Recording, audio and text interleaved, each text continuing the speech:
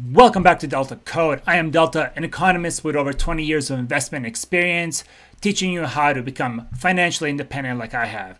On today's episode, I am going to do a deep dive into Tesla's last 4 quarters of earnings, including today's earnings report for Q3, which made the stock move drastically. If you take a look at the S&P 500 today, most of the stocks are bleeding, especially the Magnificent Seven: Amazon, Meta, Google, Apple, Nvidia, including Tesla, was down today. But after hours, after Tesla reported Q3, guess what? We had a 12% pop because they reported earnings better than expected. Now, I expected slightly better because they started shipping the Cybertruck, and that would impact their bottom line by an extra $1.5 billion, according to my estimates.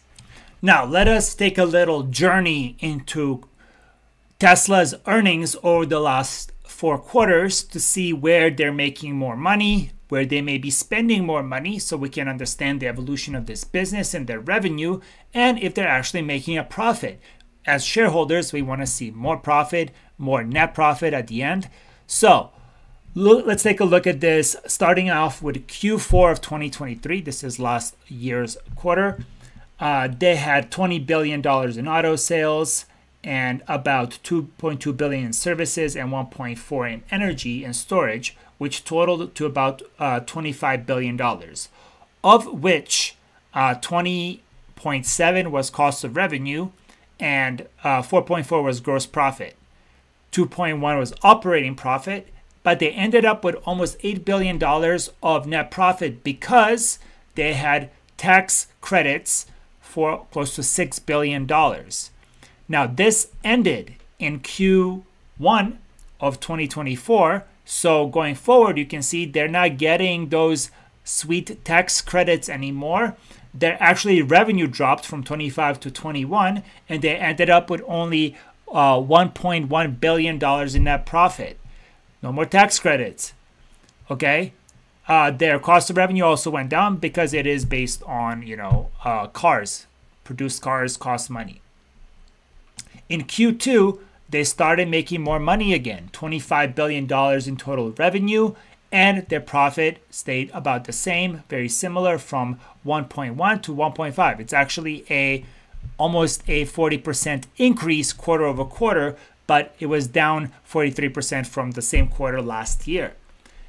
What I will do forward is looking at the change going from quarter to quarter, because comparing to last year, who knows what happened last year or where they were, but we want to see progress one quarter of the next to know that they're improving.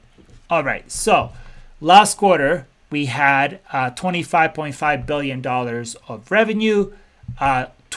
Almost 21 of that was cost of revenue. 4.6 was profit. Operating profit was 1.6, and they ended up with a net profit of 1.5.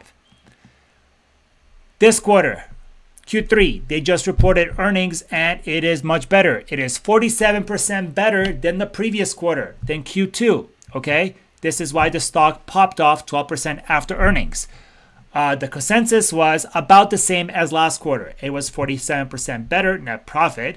The revenue is actually smaller, but they did some cost cutting. As you can see, cost of revenue is down 4%. There were savings on auto costs, energy cost, generation was down 34%. Restructuring, there was about $500 million of expenses previous quarter. If you can see here, there was about $500 million, 600 billion. And then in this quarter, that dropped down to less than, I think it's $55 billion or so. So there's some cost savings here. They ended up with $2.2 billion in net profit. This is good for shareholders. Earnings per shares goes up and stock popped off. Let's look at this holistically. Automotive is 85% of Tesla. Energy generation is $6 billion or 6%, and services are 8.3 or 8.6%, 8.3 billion. The revenue, you can see, is steadily growing. This is great to see, but it's kind of tapering off here at the $25 billion mark. Using my calculations, I arrived at $1.5 billion for Cybertruck revenue. They've sold close to 17,000 Cybertrucks. Average is between $80,000 and $100,000, so 90,000 gives us $1.5 billion. If the Cybertruck continues to sell well, we can see this bump in revenue going forward. Now, here are the highlights that were in the earnings report today. $2.7 billion operating income, cash 6.3, cash flow, and they've increased their AI training by 75% in Q3. They have over 2 billion miles driven cumulatively on full self-driving. This is huge. Other self-driving companies have millions of miles. Tesla has billions. Data wins this race. In the highlights, they're also bragging about bringing the cost of car down, cost of goods, which is great. That's why their net income is up, because their cost of goods sold is down. Their We Are Robot event on October 10th, what is that, a week or two ago, they showed their full self-driving robot taxi, their Optimus robot, their bus van thing from iRobot. Little weird. Overall, a disappointment for most people, as they expected them to start shipping this sometime soon. It was more like, look at this cool stuff that kind of works, and it was a buy the rumor, sell the news. But anyways, we at least know what's in the roadmap. Now, before we jump into these numbers, as a Tesla owner who has a full self-driving, it is not perfect. It is not ready. I still have to intervene quite a bit when I'm driving or when I'm letting the car drive. So it is nowhere near ready for full self-driving. No jurisdiction has allowed this, has cleared them to have full self-driving. So there has to be a way to intervene.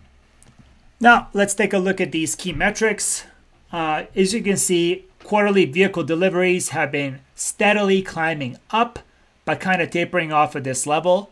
Operating cash flow and free cash flow have been going up, other than in Q1 of 24. Had a big drop in free cash flow, but is back to manageable levels, and operating cash flow is at record highs. And then net income, we had in Q4, we had this huge net income. As you remember, I showed you it was tax credits. Then that went down, and Q1 was a disappointing $21 billion in revenue, but now it's climbing back up to $25 billion in revenue, and also income is going up as they're improving cost of goods sold. So they're producing the cars more efficiently. That concludes our coverage of Tesla's last 4 quarters, including today's earnings report. Much better than expected. The stock popped up. Next, we will do BYD. This is the Tesla of China, and I've covered this company before, especially when comparing it. These cars that they make are amazing. If we take a look, China, this was in today's earnings report from Tesla, China's EV share are through the roof and climbing. Adoption rate of EVs. BYD is the biggest EV manufacturer. So they report their earnings at the end of this month. I expect those numbers to be up just based on this chart here.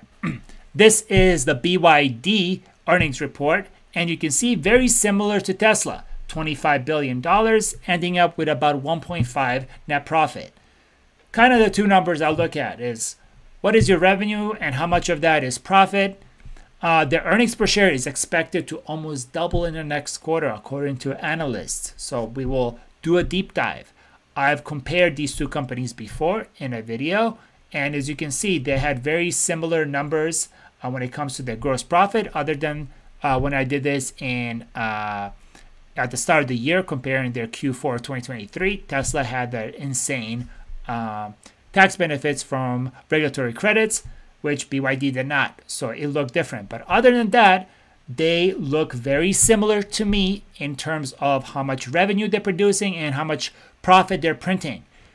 But BYD is worth 10 times less than Tesla. Is this warranted? I'll let you be the judge. That was Tesla's Q3 earnings report. including a journey looking back at the previous 3 quarters so you have a full picture of their financials. If you're enjoying the content and if you'd like to see more, make sure to hit that like and subscribe. And as always, may the force of compound interest be with you. I give you your moment of Zen. Act like you was born for it.